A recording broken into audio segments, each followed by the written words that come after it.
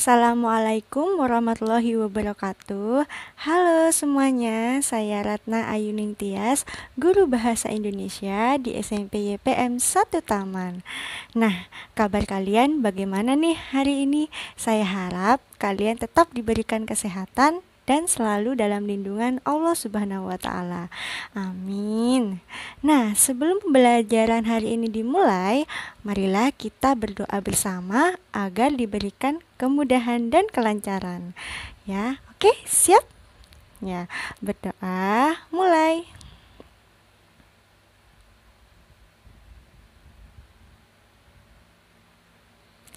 Amin. Berdoa selesai.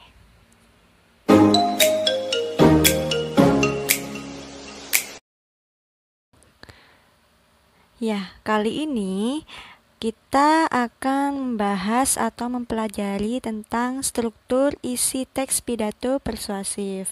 Akan tetapi, sebelum kita mempelajari struktur isi dari teks pidato persuasif, kita harus ketahui terlebih dahulu mengenai sistematika atau urutan isi urutan teks pidato persuasif. Yang pertama, pembuka, yang kedua, isi, yang ketiga, penutup. Di bagian pembuka itu ada salam pembuka. Contohnya seperti apa? Salam pembuka itu bisa memakai Assalamualaikum, selamat pagi, salam sejahtera, salam pramuka, dan lain sebagainya. Kemudian sapaan. Di dalam pembuka itu juga ada sapaan. Jangan lupa, di dalam sapaan itu dimulai dari jabatan yang paling tinggi ya. Misalkan kalau di ranah sekolah itu adalah kepala sekolah. Jadi yang terhormat Bapak atau Ibu kepala sekolah. Kemudian guru dan karyawan. Kemudian selanjutnya siswa-siswa seperti itu. Nah, selain sapaan ada juga ucapan syukur. Ucapan syukur ini bisa seperti Alhamdulillah, berkat rahmat, taufik dan hidayahnya kita dapat berkumpul dalam keadaan sehat walafiat. Bisa seperti itu. Nah, selanjutnya ucapan terima kasih. Ucapan terima kasih itu ucapan terima kasih kepada para audiens yang telah datang pada acara tersebut. Selanjutnya, di dalam pembuka juga harus paparkan tujuan pidato yang akan kalian sampaikan, seperti itu. Nah, yang kedua, isi. Di dalam isi ini harus detail ya apa yang akan kita bahas. Jadi di dalam bagian isi itu memaparkan permasalahan yang akan dibicarakan secara jelas dan terperinci. Seperti itu. Yang ketiga adalah bagian penutup. Di dalam bagian penutup itu ada kesimpulan.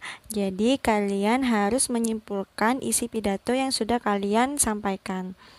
Selain kesimpulan, ada ucapan terima kasih. Di dalam ucapan terima kasih ini, kalian mengucapkan terima kasih kepada para audiens yang telah menyimak atau mendengarkan pidato sejak awal sampai akhir. Selanjutnya, permohonan maaf. Ini permohonan maaf apabila ada kata-kata yang kurang berkenan di hati para audiens. Dan ada salam penutup. Kalau di awal tadi salam pembukanya Assalamualaikum, berarti yang di akhir salam penutupnya adalah Wassalamualaikum warahmatullahi wabarakatuh. Seperti itu. Nah, tadi kan sudah mempelajari tentang sistematika teks pidato persuasif. Sekarang lanjut ke struktur isi pidato persuasif. Ini ada 3. Yang pertama, pernyataan posisi. Yang kedua, tahap argumen. Yang ketiga, penguatan pernyataan posisi. Nah, kita bahas satu persatu ya.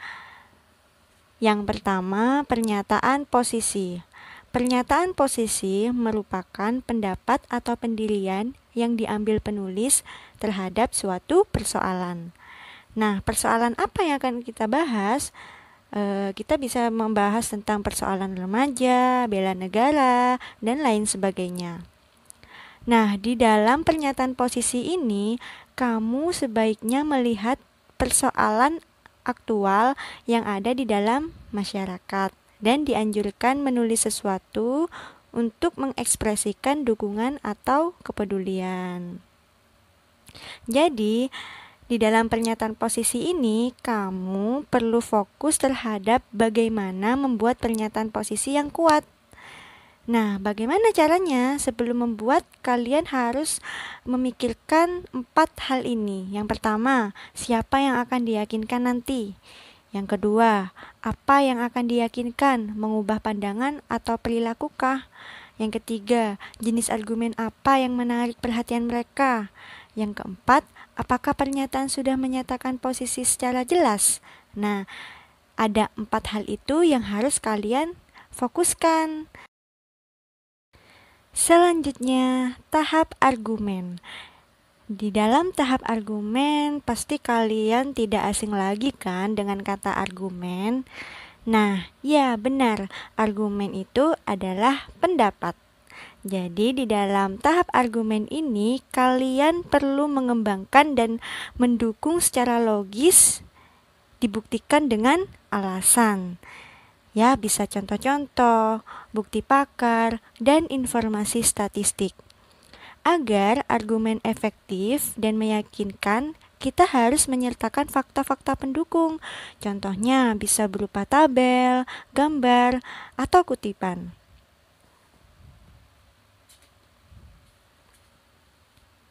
Nah, setiap pengembangan pikiran atau argumen berisi sejumlah kalimat. Setiap paragraf disusun dengan kalimat topik yang berkaitan dengan gagasan utama paragraf sebelumnya. Jadi, hampir semua paragraf memiliki satu gagasan utama yang dikembangkan dan membentuk bagian dari teks secara keseluruhan. Seperti itu. Kemudian yang ketiga, penguatan pernyataan posisi. Di bagian ini, letak argumen harus ditonjolkan. Jadi, kalian harus menyimpulkan posisi berdasarkan argumen yang telah disajikan untuk memperkuat pernyataan posisi. Bagaimana caranya untuk memperkuat pernyataan posisi? Yang dapat kalian lakukan, yang pertama, memperkuat pernyataan posisi dan menekankan pikiran utama dengan menggunakan suara yang berbeda, seperti nada, tinggi rendah suara kalian, mimik, bahasa tubuh, dan gestur. Yang kedua, argumen sebaiknya dikembangkan secara logis dan didukung oleh bukti-bukti. Jadi tidak hanya sekedar berdasarkan emosi dan intuisi.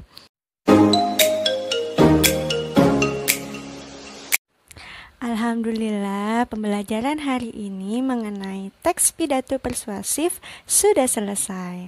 Saya harap materi yang saya sampaikan tadi bermanfaat buat kalian dan dapat dicerna dengan baik. Oke, apabila ada pertanyaan atau materi yang masih belum jelas, kalian bisa kontak WA saya.